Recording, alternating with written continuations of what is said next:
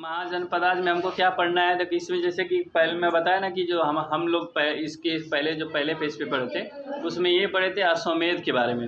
अश्वमेध के बारे में हमको क्या बताया गया था कि ये बताया गया था कि जो घोड़े थे, यानी कि जो अश्वमेध का जो घोड़ा था उसको जब वो आ रहा था, मतलब उस राजा के आदमी जो थे उसको ला रहे थे कहीं से, ठीक है। जब वो ला रहे थे तो रास्ते में क्या होता है उसका, जब कहीं कोई राजा या किसी राज्य का कोई राजा उसको जब पकड़ लेता था तो क्या होता था, अगर शक्तिशाली रहता था तो उसको राजा के मतलब जिस राजा का घोड़ा है उस राजा के साथ उसको क्या करना पड़ता था, बाकायदा युद्ध करना पड़ता था, ठीक है।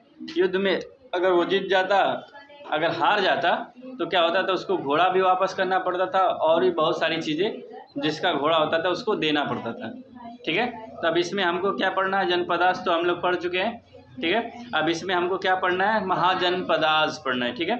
अब इसमें देखो क्या लिखा है, some janapadas become more important than others and were known as mahajanapadas about 25 years ago. यानी कि इसमें ये दिया गया है कि some janapadas become more important than others, कुछ जहाँ जैसे कुछ महाजनपद ऐसे थे कि जो बहुत क्या हो गए, बहुत महत्वपूर्ण बन गए।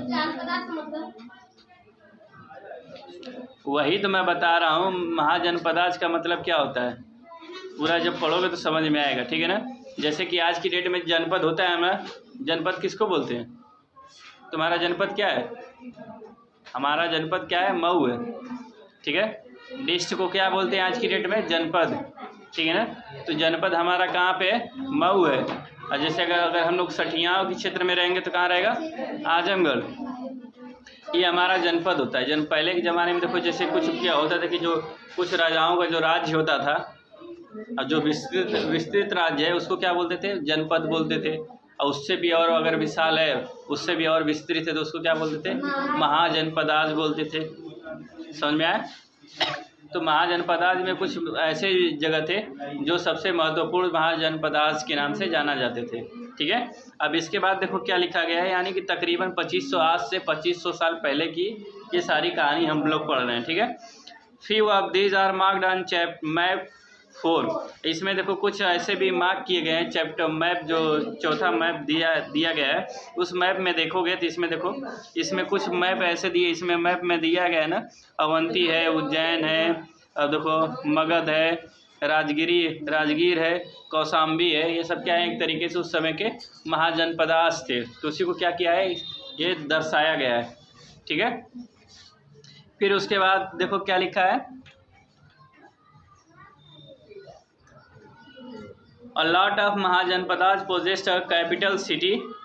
Many of these were fortified, that is, use of wall bricks, wood or stone were built all around them. इसमें देखो क्या लिखा है, A lot of Mahajanpadas possessed, यानी कि बहुत सारे जो महाजनपदास थे उनका निर्माण किस तरीके से हुआ वो बताया गया। और कैपिटल सिटी, महाजनपदास का मतलब क्या होता था, राजधानी होती थी उस समय, किसी राजा महाराजा की क्या होती थी, राजधानी होती थी।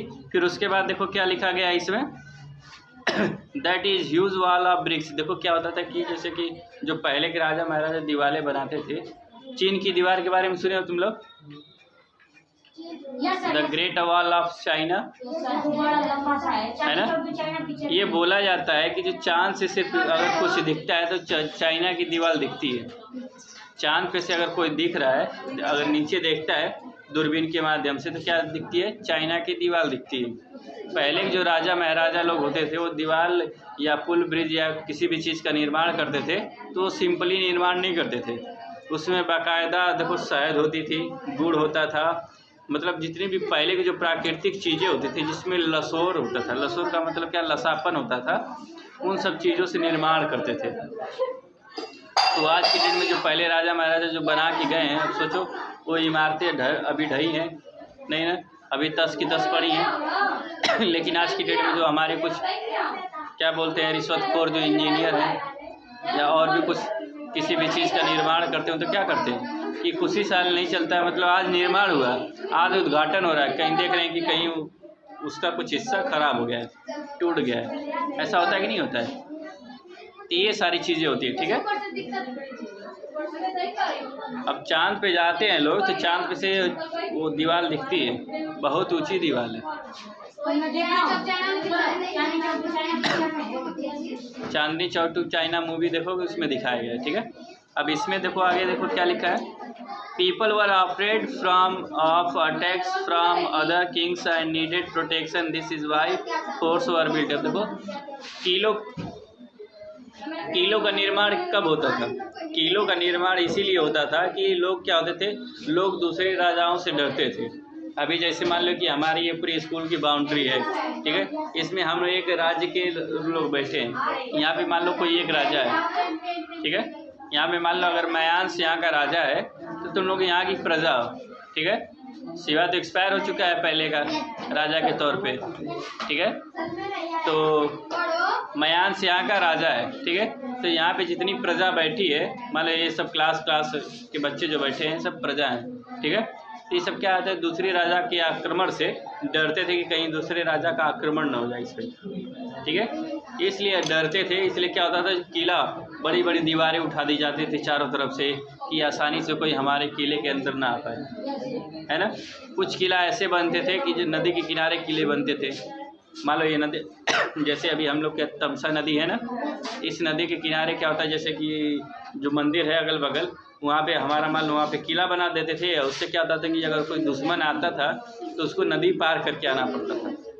कुछ किला ऐसे भी है, ठीक है। इससे क्या होता था कि अपने प्रजा को सुरक्षित करना होता था और प्रजा चाहती थी कि हम दूसरे राजाओं के आक्रमण से बचे रहें, ठीक। अब उसके बाद देखो क्या लिखा है, There is also a possibility that some ruler must be wanted to show how rich and powerful they were by building really large, tall and impressive wall around their cities. अब देखो क्या लिखा, There is also a possibility that some rulers must be wanting to show, यानी कि मतलब ये संभावना ये भी रहती थी कि कुछ राजा महाराजा अपने आप को दर्शाना चाहते थे, दिखाना चाहते थे कि हम कितने बड़े बलवान हैं, कितने धनवान हैं, कितने गुणवान हैं। ये सारी चीज़ों को दर्शाने के लिए क्या करते थे, बड़ी बड़ी दीवारें बनवाते थे, बड़े बड़े किले बनवा देते थे, मतलब कुछ ऐसी स्मारकें बना देते थे कि राजा को मतलब उस स्मारक से फलां राजा को याद किया जाता है। हमारा औरंगजेब ने ताजमहल बनवाया कि नहीं बनवाया? कौन बनवाया ताजमहल? औरंगजेब बनवाया कि नहीं बनवाया?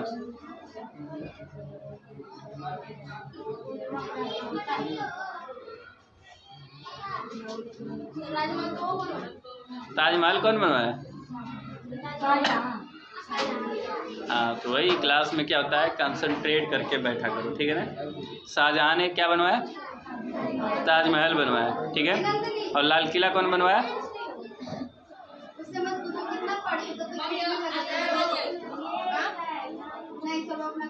ये सब सारी जो चीज़ें हैं, इतिहास की चीज़ें हैं, इसको हमको क्या करना चाहिए, समझना चाहिए, याद करना चाहिए, ठीक है। अभी तुम जाओगे दिल्ली में भी एक लाल किला है, एक आगरे में भी लाल किला है, ठीक है, दोनों जगह लाल किला है। जो लाल किला की दीवारें बनाई गई हैं उसमें देखो लाल जब उसको छुओगे तो उसमें लगता है कि नहीं तुम्हारे हाथ लाल हो रहा है, तो उसमें एक विशेष प्रकार का पाउडर लगाया गया है दीवारों को रंगने के लिए, ठीक है ना, समझ में आया। अब देखो उसके बाद देखो क्या, तो मतलब यही संभावना होती थी कि जो पहले के राजा महाराजा जो होते थे ये यही चाहते थे कि जो हम कुछ ऐसा कार्य करवाएं अपने राज्य में, ऐसी दीवारें बनवाएं, ऐसे स्मारक बनवाएं जिससे हमारी पहचान हो सके, हमारे राज्य की पहचान हो सके, ताकि लोगों को पता लग सके कि वो बहुत बड़ा धनवान है, गुणवान है और बलवान है,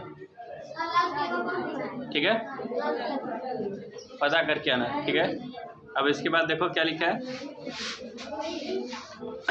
and yes the king could easily control the people living inside the fortified area in this manner. अब देखो क्या होता था, इस तरीके से जो राजा होता था वहाँ का, वो चाहता था कि यहाँ की जो हमारी प्रजा है हम उसको अब आसानी से कंट्रोल कर सकें, ठीक है। हमारे अंतर्गत कंट्रोल करने का मतलब ये है कि जो हम हुक्म करें उस हुक्म का पालन करें जो हमारे राज्य के प्रजा हैं, ठीक है। अब इसके बाद देखो क्या लिखा है, a great planning was required for building such huge walls. अब देखो क्या होता है, जो बड़ी बड़ी दीवारों को बनाया जाता था, ऐसे नहीं आज की डेट में जो है जैसे दीवारें बन रही है कि नेक खोद दी गई, उसमें मसाला भर दिया गया, फिर उसके बाद दीवार पिलर के साथ दीवार उठाना शुरू कर दिया, ऐसे नहीं होता था। पहले के लोग बाकायदा क्या करते थे, सारी चीज़ों का मिक्सचर बनाते थे, फिर उसके बाद मिट्टी की ही दीवार उठाते थे, उसमें सारा मसाला लगा के तब दीवार उठाते थे।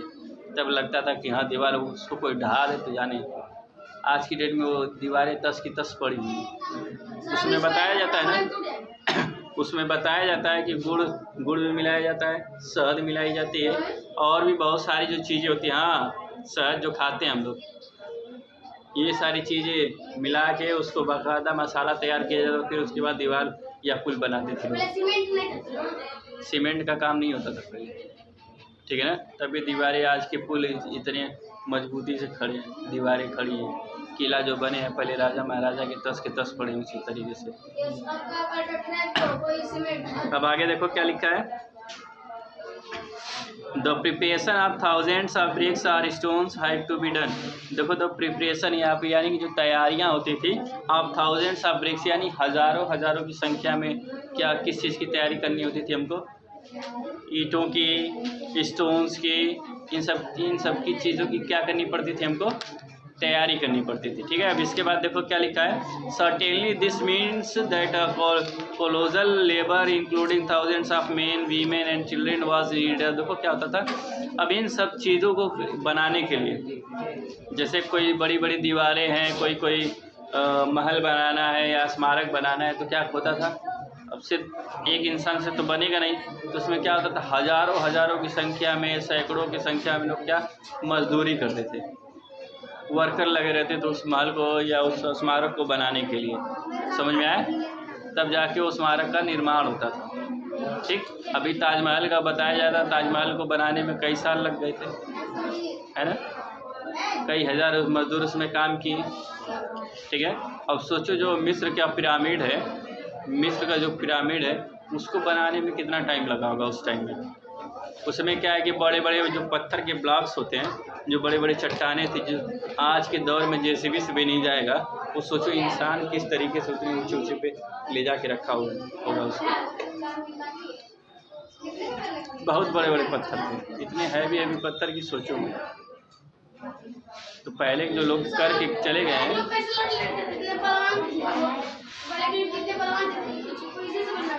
पहले की जो शरीर थी, जो फिजिक्स थी हम लोग की, वो बहुत तगड़ी थी।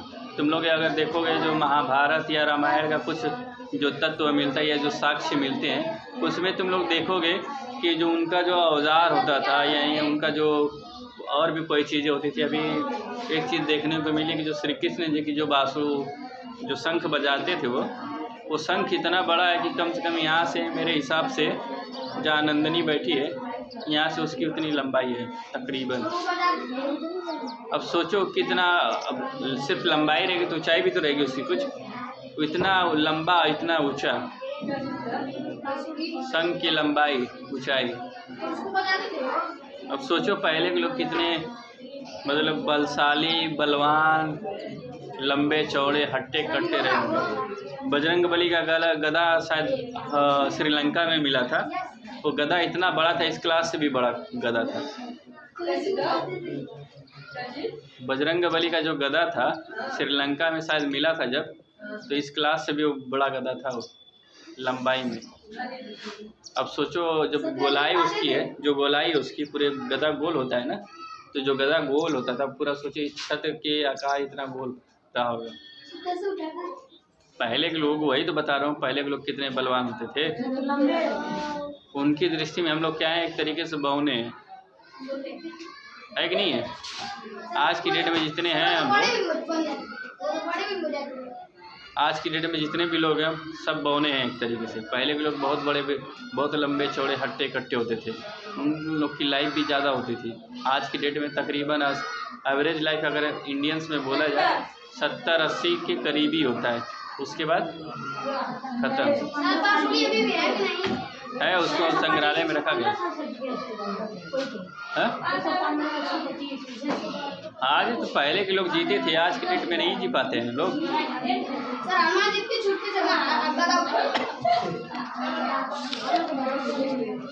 चलो आगे देखो, a lot of resources need to A lot of resources need to be searched and produced for this activities। जब देखो क्या होता था, बहुत अलग अलग संसाधनों, अलग अलग चीज़ों का क्या होता था, ज़रूरत पड़ती थी। इन सब चीज़ों को बनाने के लिए अलग अलग संसाधनों का, अलग अलग स्रोतों का क्या होता था, ज़रूरत पड़ती थी। ठीक है, तब जाके वो सारी चीज़ें बनती थी। ठीक, अब इसके बाद देखो क्या लिखा है, नाउ आर्मीज भी उधर से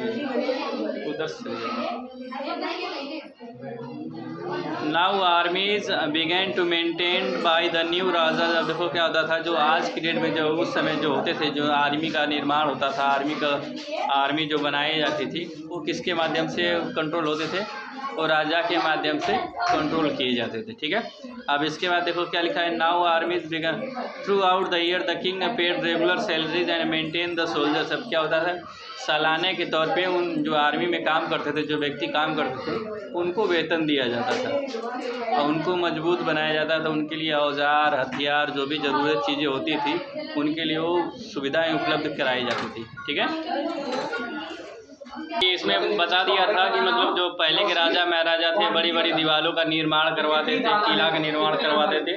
किस लिए करवाते थे, ताकि वो अपने आप को, अपने शहंशाही को, अपने शान व शौकत को, अपने धनवान होने का प्रमाण दुनिया को दिखा सके, दूसरे राजा महाराजा को दिखा सके। ठीक है, ये सारी चीज़ें पढ़े हम लोग। ठीक है, कि बड़ी बड़ी दीवारें बनाते थे, किला बनवाते थे, ताकि अपने प्रजा पे बाकायदा से क्या कर सके, कंट्रोल कर सकें, और जो उनकी जो प्रजा है वो दूसरे राजाओं से सुरक्षित रह सके। ठीक है, अब इसमें हमको क्या पढ़ना है, टैक्स के बारे में। टैक्स क्या होता था, जो आज की डेट में जो टैक्स होता है और जो पहले के ज़माने में जो टैक्स होता था, उसमें फ़र्क क्या है। पहले के ज़माने में कैसे लोग टैक्स देते थे, किस तरीके से क्या होता था, क्या नहीं होता था, वो सारा प्रोसीजर हमको इसमें देखने को मिलेगा, पढ़ने को मिलेगा। ठीक है, सीखने को मिलेगा। अब इसमें देखो क्या लिखा है, मोर sources were needed because the rulers of mahajanapadas were building huge forts and maintaining big आर्मीज। अब देखो क्या होता था, जो पहले के राजा महाराजा, मैं बताया ना, जो पहले के राजा महाराजा होते थे, क्या करते थे, बड़े बड़े किला, बड़ी बड़ी दीवारें बनाते थे। ये किस तरीके से बनाते थे, अब इनका कहने का मतलब कुछ स्रोत होना चाहिए ना, कि मतलब अब देखो बड़ी जो आर्मी थी कंट्रोल करने के लिए, इन सब चीज़ों को क्या होता था, प्रजा से पैसा लेते थे, कर वसूला जाता था, जो मतलब हर एक चीज़ से कर वसूला जाता था। कुछ राजा होता था मतलब हर एक चीज़ में कर लगा देते थे। तो मतलब एक आम तौर पे अगर बोला जाए, एक आदमी से एक अनाज, मतलब उस ज़माने में कुछ कर लिया जाता था, कोई अनाज के रूप में देता था, कोई सिक्के के रूप में देता था, जो जैसे हो सकता था, जो जिसके समर्थ होता था, वो उस तरीके से क्या देता था, कर देता था राजा को। तो इस तरीके से क्या होता था, उसी कर की सहायता से क्या होता था, दीवारों का निर्माण होता था, मकानों का निर्माण होता था, और राजा जो होते थे वो आर्मी को चलाते थे। ठीक है, समझ में आया। अब इसके बाद देखो क्या लिखा है, officials were also needed for the collection of these resources. यानी कि जो अधिकारी होते थे, इन कलेक्शंस को इकट्ठा करने के लिए उनकी भी ज़रूरत पड़ती थी, ऑफिशियल्स की भी ज़रूरत पड़ती थी। अब इसके बाद देखो, therefore they started collecting regular taxes instead of relying on occasional gifts through brought by people, as in the case of the Raja or Janpadas. Therefore they started collecting regular taxes। इसलिए देखो क्या होता था कि जो राजा महाराजा के दो अधिकारी होते थे, ये क्या कर दिए, शुरू कर दिए ये लोग राजा के आदेश पे, ये मतलब रेगुलर टैक्स वसूलते थे। रेगुलर टैक्स का मतलब हर महीने हर साल टैक्स वसूलते थे, ताकि क्या हो सके, अपनी देश को, अपनी प्रजा को चला सके।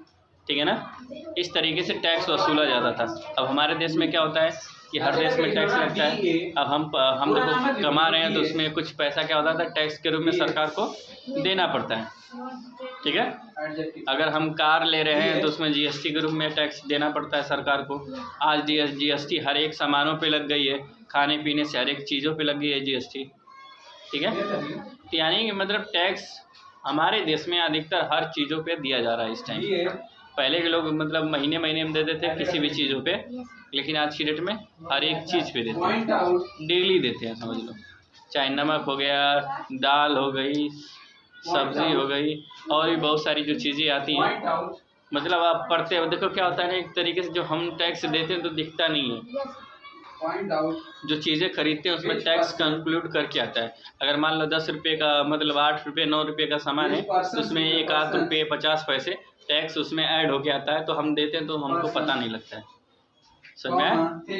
अब इसके बाद देखो क्या लिखा है, most of the people were farmers therefore it was most important to levy taxes on the crops. अब देखो क्या होता था, पहले के ज़माने के जो लोग होते थे वो अधिकतर क्या होते थे, किसान होते थे।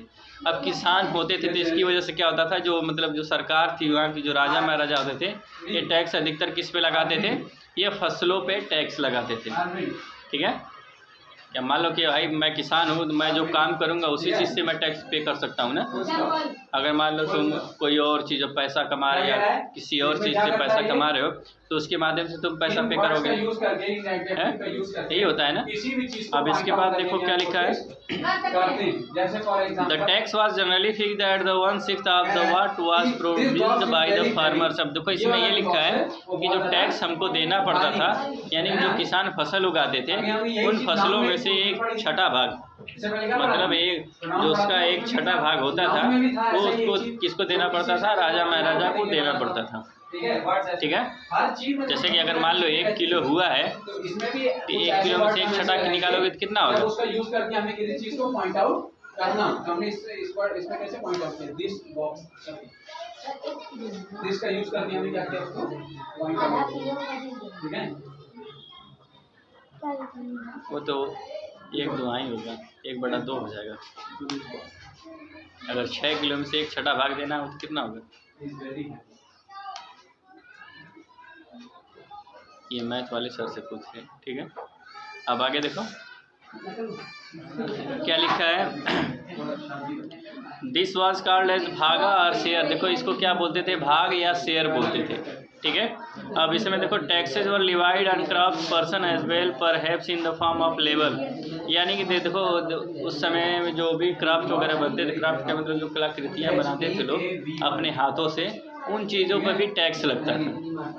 मतलब किसी न किसी रूप में टैक्स सरकार को या राजा महाराजा को देना पड़ता था। ठीक है, अब उसके बाद देखो क्या लिखा है, for instance every month for the king a weaver or smith might have had to work for a day और सो।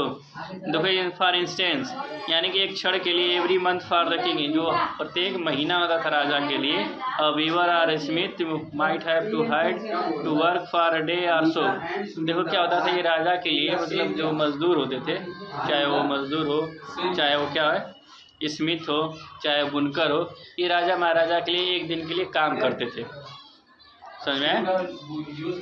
फिर उसके बाद देखो paying taxes in the form of animals and animal produce were expected from the हर्डर also. अब जो चरवाहे होते थे उनसे भी टैक्स लिया जाता था। उनसे किस रूप में टैक्स लिया जाता था, अगर मान लो तुम्हारे पास 10-12 बकरियां हैं, उसमें से एक बकरी दान कर दो टैक्स के रूप में, या उनसे कुछ हमको मिल रहा है, दूध मिल रहा है, या और भी मान लो कि गाय बैल बकरी जो भी चीज़ें हैं जिससे हमको दूध मिलता है, उन चीज़ों को भी सरकार मतलब राजा महाराजा को देना पड़ता था टैक्स के रूप में। ठीक, अब उसके बाद देखो क्या लिखा है, there were also taxes on goods that were bought and sold through trade लिखा है ना। ठीक है, there were also taxes on goods that were bought and sold through trade. यानी कि इसमें यह भी लिखा गया है कि मतलब उस पर भी टैक्स लगा होता था कि अगर मान लो कि अगर तुम कोई सामान खरीद रहे हो या कोई सामान बेच रहे हो तो उस पर भी टैक्स देना पड़ता था। ठीक है, अब इसके बाद देखो forest produce was also provided by the raja by the hunters and gatherer in the form of taxes. Forest produce was also provided by to the raja. यानी कि वो जंगलों का जो निर्माण होता था वो टैक्स के रूप में राजा को दिया जाता था। जो हर्डर गैदरर्स वगैरह जो होते थे, जो शिकारी होते थे, या किसी भी चीज़ को जो इकट्ठा करते थे भोजन, मतलब जिनका जीवन यापन घूम फिर के खाने पीने से होता था, वो लोग क्या करते थे, मतलब एक जगह पेड़ लगाते क्या होता तो पेड़ लगाते नहीं होता, विशाल जंगल का रूप ले लेता है सालों में, तो मतलब वो भी एक टैक्स के रूप में सरकार को राजा को देना पड़ता था।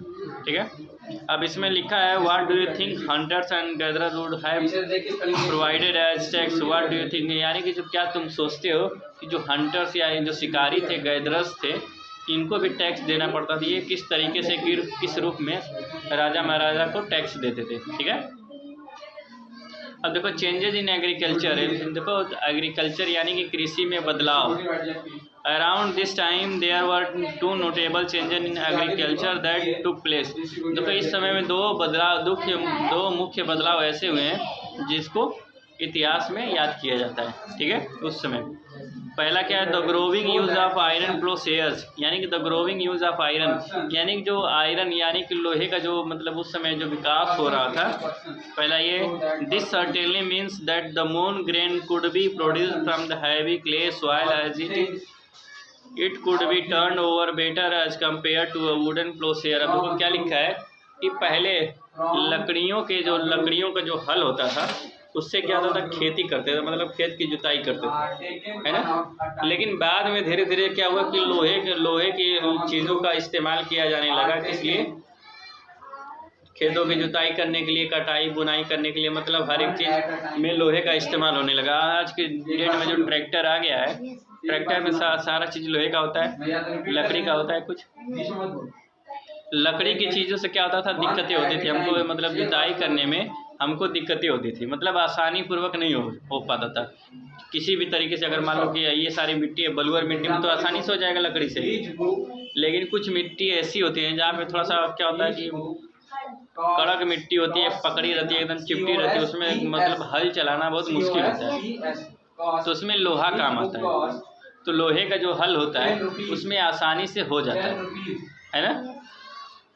तो इन सब चीज़ों से बदलाव हुआ कृषि में। जब लोहा का योगदान आया, योगदान शुरू हुआ कृषि में, इससे क्या हुआ, कृषि में बहुत सारी चीज़ों का बदलाव आया।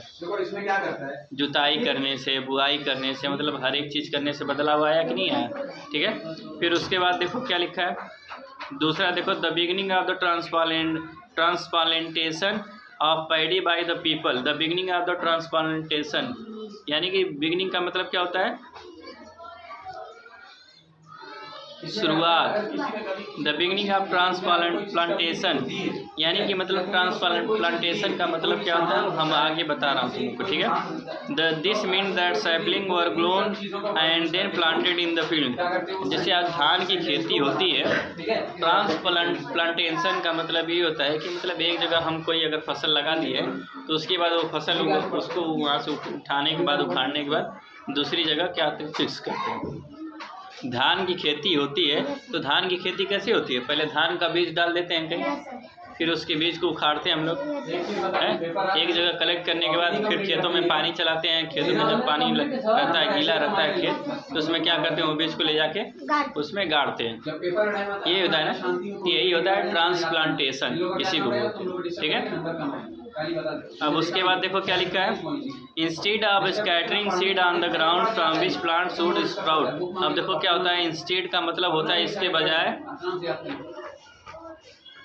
स्कैटरिंग सीड का मतलब क्या होता है, बीजों का छींटना।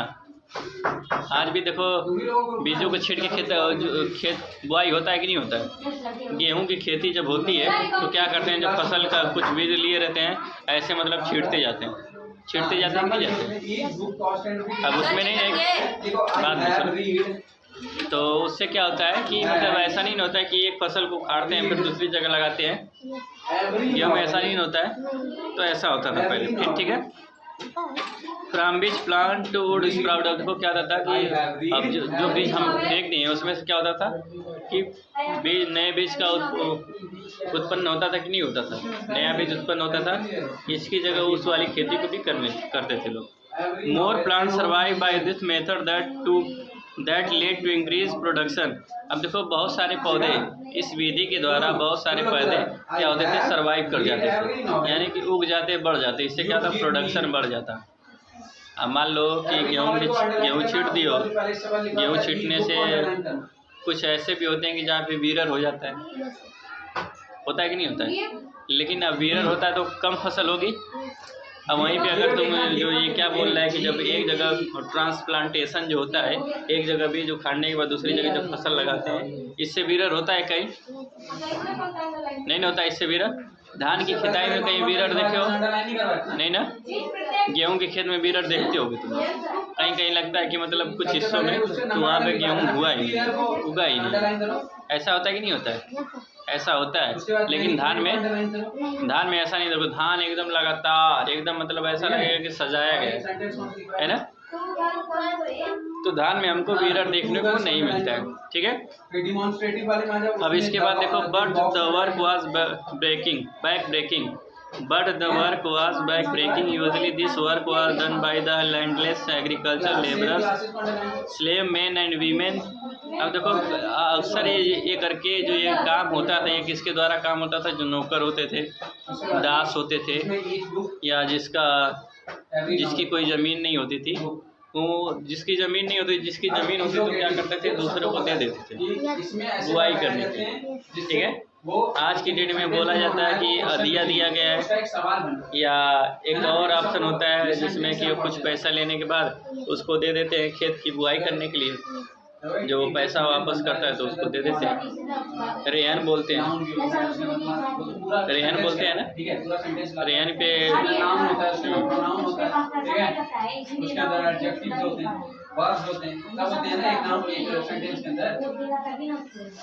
अब इसके बाद देखो क्या लिखा है। Think of the reason as to why the changes were increased by the kings. अब देखो मतलब सोचो कि आखिर ऐसा क्या वजह थी कि राजा ने इन सब चीज़ों का बदलाव किया, ठीक है। अब इसके बाद देखो क्या लिखा है। अ क्लोजर लुक मगध, ठीक है, मगध। अब मगध पे हमको एक नज़र डालनी है, ठीक है। मगध के बारे में जानने की कोशिश करनी है कि आखिर मगध क्या था क्या नहीं। Our map for locate Magadha. अब मैप जो दिया है पिछले पेज पे, उसमें मगध खोज के दिखाओ कहाँ पे लिखा है। मिल गया? Yes sir. चलो अब आगे देखो। About 200 year ago the most important Mahajanapada begin Magadh. यानी कि 200 साल पहले जो महाजनपदा था वो क्या बन गया? मगध बन गया। मगध एक राज्य का नाम होता है, मतलब एक शहर, एक राज्य। अब इसके बारे में जो विस्तृत हिस्ट्री है हम लोग डिटेल्ड हिस्ट्री आगे पढ़ेंगे, ठीक है। अब देखो लिखा है through Magadha many river such as the Ganga and Son flowed. यानी कि मगध में कौन कौन सी नदियाँ बहती थी उस समय? गंगा और सोन नदी प्रवाहित होती थी उस टाइम, ठीक है। अब उसके बाद देखो this aspect was necessary for transport water supplies and making the land fertile. ये जो नजरिया था, जो नदियाँ बह रही थी, इससे क्या होता है? खेत क्या होता है हमारा? खेतों की सिंचाई करने में भी आसानी होती है, खेतों की उर्वरकता बढ़ जाती है, उपजाऊता बढ़ जाती है। यानी कि ट्रांसपोर्ट में आने जाने के लिए कुछ चीज़ें होती हैं जो नदी के माध्यम से, जहाज़ों के माध्यम से हम लेन देन करते हैं कि नहीं करते हैं। हम विदेशों से हमको तेल ऑयल मंगाना होता है तो जहाज़ के माध्यम, हवाई जहाज़ के माध्यम से नहीं आता है, तो पानी का जो जहाज़ होता है उस जहाज़ के माध्यम से हम लोग शिप के माध्यम से एक्सपोर्ट इम्पोर्ट करते हैं, ठीक है। तो ये ट्रांसपोर्ट में भी काम आता है। ये जो नदियाँ होती हैं ये ट्रांसपोर्ट का भी काम करती हैं एक तरीके से, ठीक है। फिर उसके बाद देखो क्या लिखा है। Water supplies and making the land fertile there were forested parts of Magadha. अब देखो क्या होता था, वहाँ पे कुछ हिस्सा ऐसे भी थे जहाँ पे जंगल थे। मगध का कुछ हिस्सा ऐसा भी था जहाँ पे जंगल था। फिर इसके बाद देखो for the army elephant could be captured and trend which lived in the forest. For the army elephant could be captured, मतलब सैनिकों के लिए और हाथियों के लिए क्या किया जाता है? इनको कैप्चर्ड किया जाता था, कैद करके रखा जाता ताकि उनको ट्रेंड किया जा सके। यानी किसी विरोधी राजा से लड़ने के लिए जब युद्ध होगा, अगर हमारे सैनिक पारंगत नहीं रहेंगे किसी भी चीज़ में तो युद्ध हो पाएगा सही से? नहीं ना, हम हार जाएंगे कि नहीं हार जाएंगे। तो अपने सैनिकों को पारंगत करने के लिए मतलब जंगलों में छोड़ा जाता था, ठीक है। फिर उसके बाद देखो क्या लिखा है। Would for building houses carts and chariots was also provided by the forest. Would for building houses. अब देखो जंगल में जो लकड़ियाँ होती हैं उन लकड़ियों का इस्तेमाल किस लिए किया जाता है? घर बनाने में, खिड़की बनाने में, हर एक चीज़ बनाने में होता है कि नहीं होता है? रथ बनाने में, इन सब चीज़ों में लकड़ियों का इस्तेमाल किया जाता है, ठीक है। अब इसके बाद देखो क्या लिखा है। Wood for building houses, carts, chariots was also provided by the forest. In order to make strong tools and weapon, tapping was done in the iron and or the mine और माइंस इन दिस रीजन। देखो क्या होता था, अगर हमको कोई मजबूत चीज़ बनानी है, इन क्षेत्रों से हम क्या कुछ लोहे भी लेते थे, जहाँ लौह अयस्क हमको मिलता था, उन लौह अयस्कों से हम क्या बनाते थे, मजबूत हथियार बनाते थे। अब लकड़ी का हथियार जो है कम घाव करेगा, लोहे का हथियार ज़्यादा घाव करेगा कि नहीं करेगा। अभी मान लो मैं तुम लोग को लकड़ी की छड़ी से मारता हूँ, अभी लोहे की छड़ी से मारूँ तो एक जो छड़ आता है, जो पिलर ढलाता है, जब पिलर ढलाता है उसमें एक छड़ लगता है, वो छड़ से अगर मैं तुम लोग को मारूँ तो फर्क है कि नहीं, लकड़ी और लोहे में फर्क है कि नहीं है। लोहा ज़्यादा घाव करेगा, लकड़ी कम घाव करेगी, ठीक है। अब इसके बाद देखो क्या लिखा है, all possible ways were tried to conquer other janapadas from the two powerful to very powerful rulers of Magadha. देखो क्या लिखा है, जितनी भी संभावनाएं थी, ऑल पॉसिबल वेज यानी कि जितनी भी संभावनाएं थी, वह ट्राई टू कंक्वेयर का मतलब होता है जीतना। कंक्वेयर का मतलब लिख लो, जीतना होता है, यानी कि दूसरे राज्यों, दूसरे ताकतवर राज्यों को जीतना, उनको अपने सत्ता में मिलाना, ठीक है। अब इसके बाद देखो क्या लिखा है, जो उस समय के दो बहुत ताकतवर राजा हुआ करते थे। कौन कौन राजा थे, बिंबिसारा और Ajatashatru. Another important ruler was Mahapadma Nanda whose reign extended up to north west part of subcontinent। यानी कि एक दूसरा जो वहाँ का राजा था, उसका क्या नाम था, महापद्म नंदा, जिसका जो साम्राज्य फैला था, उसका साम्राज्य कहाँ से फैला था, उत्तर पश्चिमी, यानी कि जो हमारा उपमहाद्वीप है, उस उपमहाद्वीप के उत्तर पश्चिमी हिस्सों में इसका साम्राज्य फैला था। किसका, महापद्मा नंदा का, ठीक है। अब इसके बाद देखो, for several year Rajagiri present day Rajgir in Bihar was the capital of Magadh. यानी कि उस समय कुछ सालों तक जो आज के डेट में राजगीर एक जगह है बिहार में, आज की डेट में वो राजगिरी पहले होता था, वो राजधानी थी। मगध की राजधानी पहले क्या थी, राजगिरी, जो आज की डेट में बिहार में राजगिर नाम से जाना जाता है, ठीक है। अब उसके बाद देखो क्या लिखा है, the capital was shifted to Pataliputra present day Patna some time later. उसके बाद जो वहाँ की राजधानी थी उसको कहाँ पे ट्रांसफ़र कर दिया गया, पाटलिपुत्र। पाटलिपुत्र का मतलब आज की डेट का जो पटना है, आज की डेट का जो पटना है उसी को पाटलिपुत्र बोलते हैं, ठीक है। ले जाओ क्लास में। अब उसके बाद देखो क्या लिखा है, a ruler named Alexander of Macedonia in Europe. एक रूलर था, एक शासक था अलेक्जेंडर नाम का, जिसको सिकंदर बोलते हैं। वो बहुत ऐसा बलशाली राजा था, मतलब हर तरीके से पूरे विश्व पे उसका कब्जा हो रहा था धीरे धीरे। जो मर्केडोनिया का था, मैकडोनिया का था, यूरोप में एक देश पड़ता है मैकडोनिया पहले, ठीक है ना। वहीं का एक शासक था, क्या नाम था उसका, अलेक्जेंडर, जिसको सिकंदर बोलते हैं, ठीक है।